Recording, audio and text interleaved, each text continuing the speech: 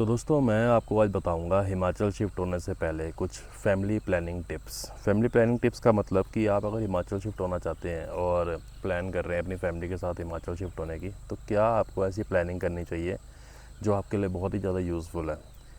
देखिए, पहली प्लानिंग जो है, पहली सबसे मेन प्लानिंग जो है, अगर आपके साथ आपके बच्चे हैं, ठीक है, दो तरह के लोग हैं जिनके पास जो सोलो हैं और जिनके पास बच्चे हैं। मैं फैमिली के लिए बता रहा हूँ।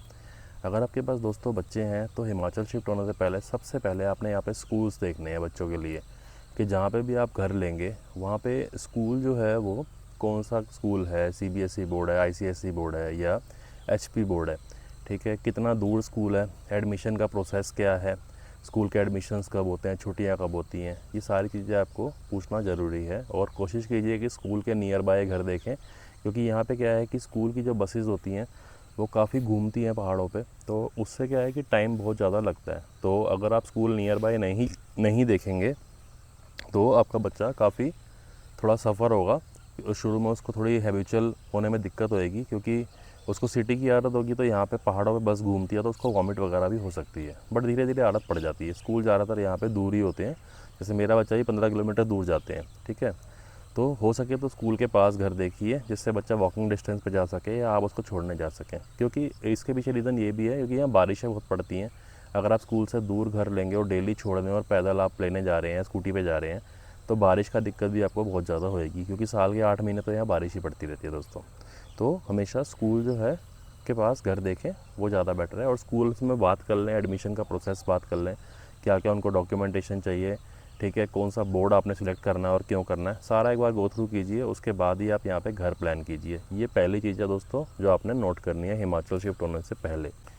तो दूसरी चीज़ जो है दोस्तों वो है हेल्थ फैसिलिटीज़, कि भाई आपने हेल्थ फैसिलिटीज़ का पता करना है कि भाई हेल्थ फैसिलिटीज़ कैसी है यहाँ पे, आपके घर के आसपास कोई डॉक्टर है, कोई हॉस्पिटल है तो कैसा है, उसके रिव्यूज़ क्या हैं, ठीक है, डॉक्टर कितने बजे से लेकर कितने बजे तक बैठता है, किस चीज़ की स्पेशलिटीज़ हैं डॉक्टर की, एमबीबीएस है कि नहीं है। जैसे मेरे घर के आसपास सारे आर्मी के डॉक्टर्स हैं, आर्मी रिटायर्ड डॉक्टर्स भी हैं, आर्मी के एमबीबीएस डॉक्टर्स भी हैं।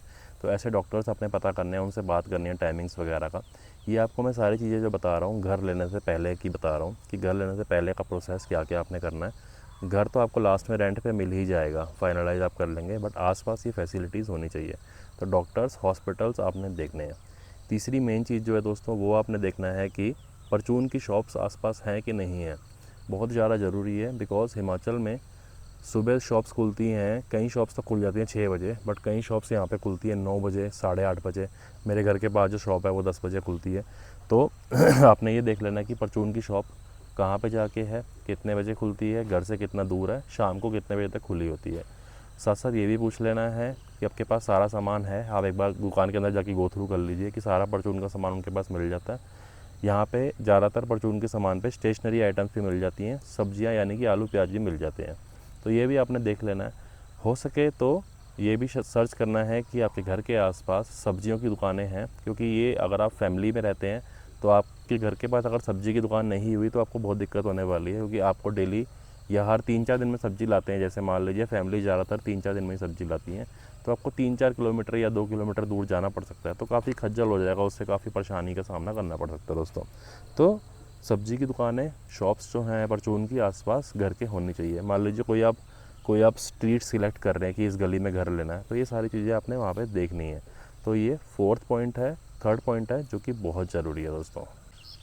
उसके बाद दोस्तों आपने देखना है कि इंटरनेट की फैसिलिटी कैसी है उस एरिया में जहाँ पे आप रहते हो। देखिए, अगर आपका काम इंटरनेट के बिना हो जाता है तो बहुत अच्छा है, बट ज़्यादातर देखा जा गया है कि भाई 90% से ऊपर लोगों को इंटरनेट की नीड पड़ती ही है।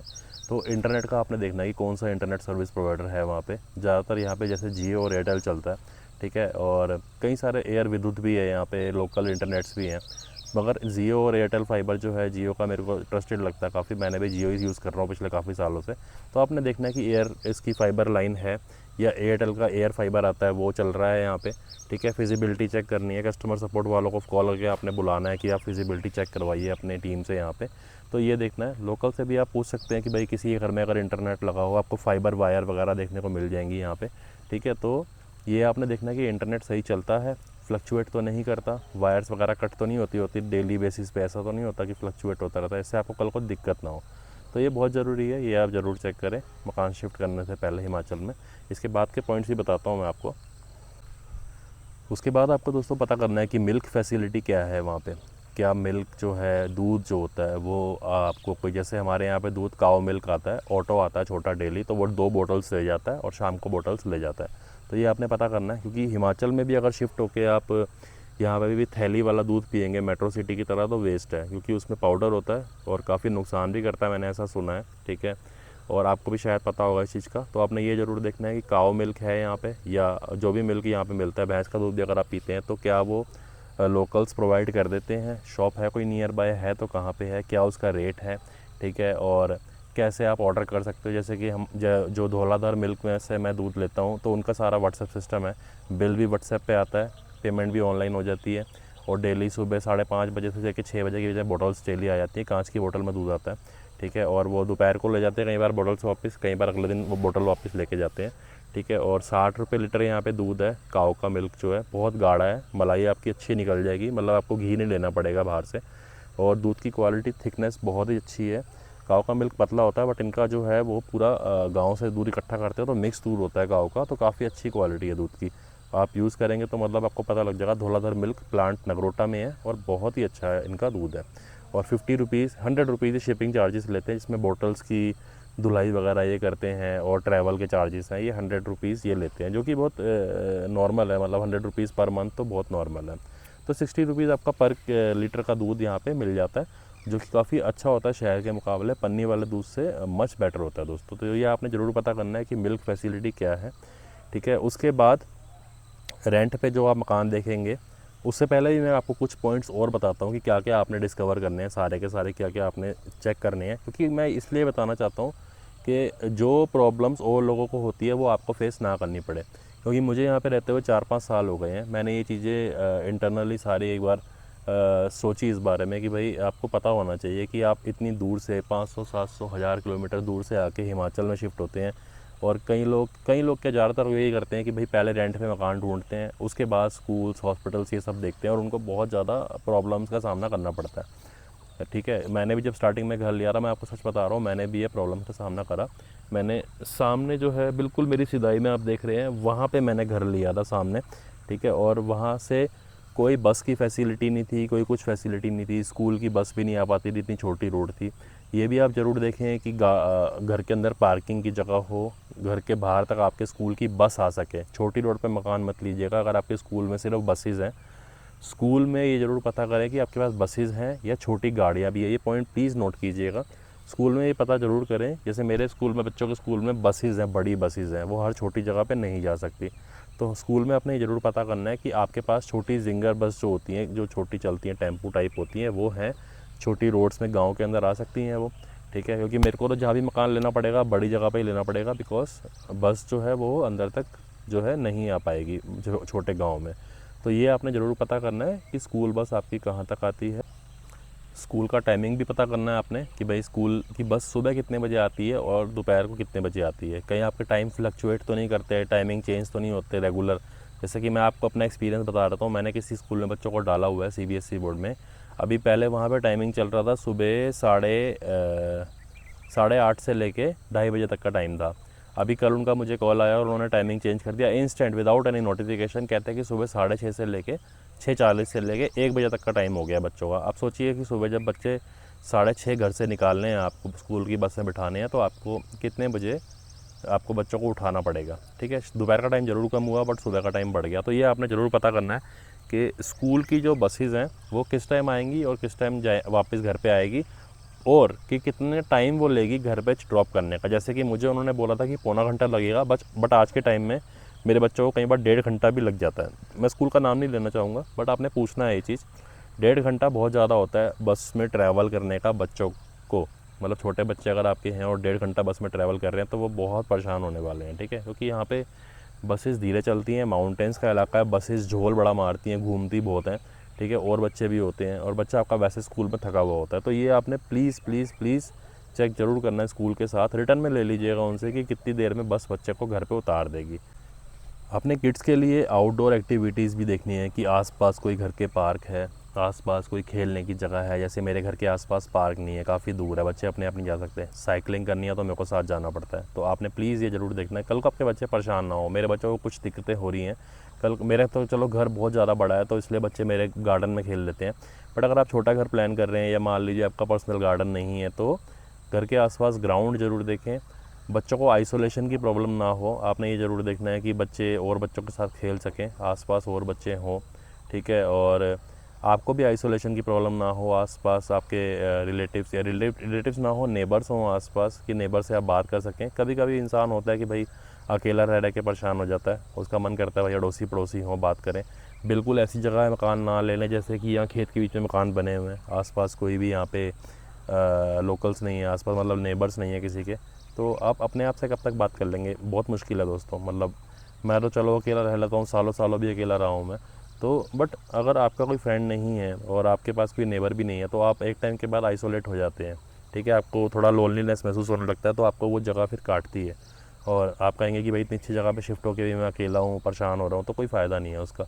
इसलिए आसपास नेबर्स होने ज़रूरी हैं। दो तरह की लोकेलिटीज़ हैं, मैं आपको प्लीज़ इस चीज़ को पॉइंट को नोट कीजिएगा। यहाँ पे दो तरह की लोकेलिटीज़ हैं। पहली लोकेलिटी है आर्मी एरिया या शहर टाइप एरिया जहाँ पे बहुत बड़े बड़े घर हैं, जैसे कि मेरे पीछे आप देख रहे हैं घर, मैं आपको दिखाता हूँ, देखिए इतने बड़े बड़े घर हैं, ये देखिए कितने बड़े बड़े घर हैं। इन घरों में फ़ायदा क्या है, घर बहुत बड़े होते हैं, पर्सनल गार्डन होता है, बट सबसे बड़ा नुकसान जो होता है दोस्तों वो ये होता है कि इन घरों में लोग आपस में नेबर्स बात नहीं करते हैं बिल्कुल भी, क्योंकि घर इतने बड़े होते हैं, लोगों के पास टाइम नहीं होता बाहर निकलने का, ठीक है। इतने लंबे घर होते हैं कि आसपास की आपको आवाज़ भी नहीं आएगी घर के अंदर किसी की। तो एक टाइम के बाद आपको आइसोलेशन महसूस होगा, आपको महसूस होगा कि भाई इतनी अच्छी जगह शिफ्ट होने के बाद भी कोई नेबर एक दूसरे से बात नहीं कर रहा। अगर आपको नेबर से बात करनी है, अगर आपका मन करता है कि भाई आसपास के लोग आपसे बात करें, आप उनसे बात करें, तो आप थोड़ा सा गांव में घर लीजिए। गांव के लोग आपस में बात करते हैं, गांव के लोग बहुत मिलनसार भी होते हैं एज़ कम्पेयर टू, मैंने जहाँ तक मेरा एक्सपीरियंस है पिछले 5 साल से, as compare to city life. मतलब जैसे कि ये बड़े घर वाली जो लाइफ होती है, कल्चर होता है, इसके मुकाबले गांव के लोग 1000 टाइम्स मच बेटर हैं, 1000 टाइम हेल्पिंग नेचर के हैं। क्योंकि मैं जहाँ पे रहता हूँ, इवन जो मेरे लैंडलॉर्ड भी हैं वो भी मतलब वंस इन अ वाइल, महीने में एक बार बात होती है उनसे, ऊपर ही रहते हैं मगर इतने जैसे कहते हैं कि भाई आइसोलेट टाइप है, इतने रिज़र्व टाइप है कि वो नीचे आके बात करना भी ज़रूरी नहीं समझते, किसी से अड़ोसी पड़ोसी से बात भी नहीं करते, हमसे क्या इवन आसपास भी कहीं बात नहीं करते। पड़ोसी भी कहते हैं कि 2-2 साल हो जाते हैं हमें इनसे बात करे हुए। तो प्लीज़ ऐसी जगह पे मकान लीजिए जहाँ पे लोग आपसे बात करें, आसपास लोकल्स हों आसपास और नेबर्स हों आसपास, ठीक है। कभी आपको कोई हार्डी बीमारी होती है, हार्डी बीमारी इन द सेंस की पंजाबी का वर्ड है ये, कभी कोई प्रॉब्लम होती है रात बराते, आपको मान लो एम्बुलेंस चाहिए या हॉस्पिटल जाना है, कोई लोकल ले जा सके, क्योंकि एम्बुलेंस आने में यहाँ पे टाइम लगता है, 20 से 25 मिनट भी लग जाते हैं, आधा घंटा भी लग जाता है। और शुरू का आधा घंटा बहुत ज़्यादा क्रिटिकल होता है दोस्तों, ठीक है। शुरू का आधा घंटा नहीं, शुरू का 5 मिनट भी बहुत क्रिटिकल होते हैं। तो नेबर्स होंगे तो आपको फटाफट गाड़ी में डाल के ले जाएंगे कहीं पे भी हॉस्पिटल्स आसपास। तो इसलिए नेबर्स का होना मुझे लगता है बहुत ज़रूरी है, और कई और तरीक़ों से भी नेबर्स का होना ज़रूरी है। कई चीज़ों की आपको नीड्स पड़ सकती है डेली यूज़ में, ठीक है। कई बार बात करनी पड़ सकती है, कई बार प्रॉब्लम्स हो जाती हैं, पानी की समस्या है, लाइट की समस्या है, या कोई रोड्स की समस्या है, तो आप नेबर से कंसल्ट कर सकते हैं। तो ऐसे लैंडलॉर्ड का मकान या ऐसी जगह मकान ना लीजिए जो बिल्कुल रिज़र्व्ड हो, जो बिल्कुल आइसोलेट हो, जिनको किसी से कोई मतलब ना हो, ठीक है। जो मैंने एक्सपीरियंस करा है वो आप मत कीजिए। तो ये पॉइंट प्लीज़ नोट कीजिएगा, इसके पॉइंट्स आगे के मैं आपको बताता हूँ। तो ये सारे पॉइंट्स, लंबी वीडियो ज़रूर बन रही है, बट अगर आप ये पॉइंट सारे के सारे कर लेंगे तो मैं आपको शर्त के साथ कह सकता हूँ, आपको एक परफेक्ट हाउस यहाँ मिलेगा, एक परफेक्ट लाइफ आपको यहाँ मिलेगी दोस्तों। उसके बाद जो दोस्तों यहाँ पे 2 पॉइंट्स रह गए हैं, उसके बाद वीडियो ख़त्म करते हैं। उसके बाद जो यहाँ पे मेन चीज़ है वो आपने मेड पता करनी है कि यहाँ पे काम वाली काम मिल जाती है। बहुत ज़्यादा ज़रूरी है दोस्तों ये, क्योंकि मेरे को बहुत मुश्किल से काम वाली मिली थी, वो भी छोड़ के चली गई है हमारे लैंडलॉर्ड के चक्कर में, कुछ पैसों को लेकर कहासुनी हो गई थी, खैर दूसरी बात है ये। तो आपने ये ज़रूर पता करना है कि यहाँ पे मेड मिल जाएगी आपको, काम वाली मिल जाएगी, मेड्स है अवेलेबल हैं, है तो कैसे हैं, कैसे ढूंढें, क्या पैसे लेती है, क्या क्या काम करती है, किस किस दिन आती है, छुट्टी कितनी करती है। छुट्टी का ज़रूर पूछना है कि यहाँ पे हफ्ता छुट्टी कर लेते हैं बिना बताए, विदाउट एनी नोटिफिकेशन। तो आपने ये ज़रूर पता करना है कि काम वाली मिल जाती है आसानी से, ठीक है। कितने पैसे लेगी मंथली, क्योंकि ये भी एक फर्दर एक्सपेंस है। होम ट्यूशन्स के लिए अगर आपने होम ट्यूशन लगवानी है बच्चों की, तो ये आपने पता करना है। हिमाचल में होम ट्यूशन बहुत मुश्किल है, मतलब इस खेत के अंदर लोटस ढूंढने के बराबर है, आप समझ लीजिए, इतना मुश्किल है यहाँ होम ट्यूशन्स ढूंढना। या आप किसी के यहाँ पे ट्यूशन भी भेजना चाहते हैं तो आपको ट्यूशन्स मिलेंगी ही नहीं जल्दी से, मतलब बहुत मुश्किल मिलती है। मुझे इतनी मुश्किल से मिली है बता नहीं सकता। पैसे भी यहाँ बहुत ज़्यादा लगते हैं। शहरों में आपके 500-700 रुपये में होम ट्यूशन नॉर्मल ट्यूशन मिल जाती है छोटे बच्चों की। बट अगर आप यहाँ पे होम ट्यूशन्स करवाते हैं तो आपको 3 से 4 हज़ार रुपये पे करने पड़ सकते हैं बच्चों के। 7th क्लास के बच्चे की बात कर रहा हूँ मैं। तो आपने होम ट्यूशन्स दोस्तों ज़रूर पता करनी है कि यहाँ पे मिल जाती हैं कि नहीं मिलती हैं। और उसके बाद का जो लास्ट पॉइंट है दोस्तों, इसके बाद वीडियो ख़त्म करते हैं। ये बहुत ज़रूरी है, प्लीज़ ये बहुत ज़रूरी है आपकी फ़ैमिली के लिए, आपके सर्वाइवल के लिए, कि आपके पास बैकअप इनकम सोर्स होना चाहिए। बैकअप इनकम सोर्स का मतलब आपके पास रिज़र्व्ड कुछ ऐसा फ़ंड होना चाहिए। आप बिल्कुल भी ऐसे में प्लीज़ यहाँ पे शिफ्ट मत होइए, प्लानिंग मत कीजिए कि आपके पास कोई फ़ंड्स अवेलेबल नहीं है, सेविंग्स अवेलेबल नहीं है और आप यहाँ पे शिफ्ट हो गए। क्योंकि यहाँ पे इमरजेंसी का कुछ नहीं पता, और यहाँ पे क्या किसी भी जगह नहीं पता। ह्यूमन इमरजेंसी मतलब कभी मान लीजिए भगवान ना करे किसी को अटैक आ जाए या कोई रात को रात कोई आपको ऐसी नीड पड़ जाए कि आपको बहुत पैसा देना पड़े हॉस्पिटल्स में, ठीक है। कोई भी इमरजेंसी बच्चों के साथ भी हो सकती है, किसी के साथ ना हो, खैर। तो आपके पास बैकअप फंड्स ज़रूर होने चाहिए। आप गवर्नमेंट हॉस्पिटल पर डिपेंड नहीं रह सकते। गवर्नमेंट हॉस्पिटल्स अच्छे हैं यहाँ पे, बट प्राइवेट भी मैं रिकमेंड करता हूँ कि प्राइवेट भी अच्छे हॉस्पिटल्स हैं। बट तो इसलिए बैकअप फैसिलिटीज़ आपके पास होनी चाहिए, इनकम का सोर्स होना चाहिए कि आपको मान लीजिए 1-2 महीने का रेस्ट करना पड़ जाए और आप अकेले कमाने वाले हैं अपनी फैमिली के अंदर, तो आपके पास एटलीस्ट 2 महीने के पैसे, 3 महीने के पैसे होने चाहिए, इससे आपका घर चल सके, ठीक है। और बैकअप इनकम सोर्स होने से ये फ़ायदा भी रहता है कि आपका एक पीस ऑफ माइंड भी रहता है कि हाँ मेरे पास कुछ सेविंग्स हैं, कुछ पैसा रेगुलर इनकम है मेरे होने ना होने से आता रहेगा, जिससे आपकी फैमिली यहाँ पे सर्वाइव कर सकेगी। बिकॉज़ अगर आपको मान लीजिए कुछ हो गया, भगवान ना करे किसी को भी कुछ हो गया और उसकी फैमिली यहाँ पे अकेली रह गई, तो उसको बाद में बहुत प्रॉब्लम मतलब करनी पड़ेगी फेस। और ऐसा भी हो सकता है कि वापस जाना पड़ जाए मेट्रो सिटी में दोबारा उसकी फैमिली को, क्योंकि जिस लेवल से आप सर्वाइव कर पा रहे हैं, जिस लेवल से आपका थॉट प्रोसेस है, जिस लेवल से आप अर्निंग कर पा रहे हैं, हो सकता है आपकी फैमिली उतनी अर्निंग ना कर पाए, वाइफ ना कर पाए, आपकी वाइफ हाउस वाइफ हो, जैसे मेरी वाइफ भी हाउस वाइफ है, ठीक है। तो आपको backup plan, income backup plan या इनकम सोर्स ऐसा कुछ होना चाहिए जिससे आपकी कंसिस्टेंट इनकम आती रहे, आपके होने ना होने से कुछ फ़र्क ना पड़े। फ़र्क पड़ता है फैमिली को, बट इनकम पे फ़र्क ना पड़े, मैं ये कह रहा हूँ। तो उससे आप पीस ऑफ माइंड में अपना बैठ सकते हैं, आराम से काम कर सकते हैं, घूम सकते हैं, अच्छा टाइम स्पेंड कर सकते हैं दोस्तों। तो ये कुछ टिप्स हैं जो कि मैं आपसे इसलिए शेयर कर रहा हूँ कि मेट्रो सिटी से हिमाचल प्रदेश या धर्मशाला या किसी भी जगह पे आप शिफ्ट होने की सोच रहे हैं फैमिली के साथ, तो it's a very big decision. छोटा डिसीज़न नहीं है, बहुत बड़ा डिसीज़न है ये, ठीक है। सारी लाइफ दोबारा शुरू होती है, डॉक्यूमेंटेशन सारी दोबारा शुरू होती है, आधार से लेके पैन कार्ड से लेके बैंक अकाउंट्स तक सब कुछ, गाड़ी के नंबर, हर चीज़ नई तरीके से शुरू करनी पड़ती है। मतलब इट्स अ न्यू बर्थ, ये आपकी न्यू लाइफ है। तो अगर आप प्लान कर रहे हैं फैमिली के साथ, हार्ड डिसीज़न है, बहुत प्रॉब्लम्स आएंगी, बहुत सारे लोग आपको बोलेंगे कि भाई गलत डिसीज़न है, बड़ा डिसीज़न है, रिटायरमेंट के बाद लेना। बट मैं रिटायरमेंट पे बिलीव नहीं करता, मेरे को नहीं पता मैं रिटायरमेंट तक हूँ भी कि नहीं हूँ, किसी को भी नहीं पता, ठीक है। वो अहमदाबाद प्लेन क्रैश हुआ है, उन बेचारों को भी नहीं पता था कि लंदन जाके अपनी ज़िंदगी सेट करने जा रहे हैं, बट क्या उनके साथ हो गया, बहुत गलत हुआ, बहुत मेरे को बहुत अफसोस है इस चीज़ का। इसलिए अगर आप प्लान कर रहे हैं तो कर लीजिए। अगर आपके पास इनकम सोर्स है, आप काम कर सकते हैं वर्क फ्रॉम माउंटेन्स, तो प्लीज़ कर लीजिए। कल कुछ नहीं होता दोस्तों, कल कुछ नहीं होता। मैंने भी प्लान करा इतनी दूर शिफ्ट होने का और फैमिली के साथ, शुरू में बहुत दिक्कत हुई, बट आज बहुत अच्छा है। आप मेरे पीछे व्यू देखिए, वेदर देखिए, सुबह का टाइम है, मैं 7 साढ़े 7 बज रहे हैं इस टाइम, देखिए 7-6 हो रहे हैं इस टाइम, मैं आराम से बैठा हुआ हूँ, ठंडक का मौसम है। तो ये ज़िंदगी आपको अच्छी लगेगी कुछ टाइम बाद, आई एम सो श्योर, ठीक है। तो ये कुछ पॉइंट्स है दोस्तों, होप कि आपको यूज़फुल लगेंगे और आपको बेनिफिट देंगे ये पॉइंट्स हिमाचल शिफ्ट होने से पहले। वीडियो अच्छी लगी हो तो प्लीज़ चैनल को सब्सक्राइब कर लीजिए, वीडियो लाइक कर दीजिए, इससे कि मेरे को भी खुशी मिल सके कि मैं आपके साथ कुछ अच्छी बातें शेयर कर पाया हूँ दोस्तों। मिलते हैं अगली वीडियो में।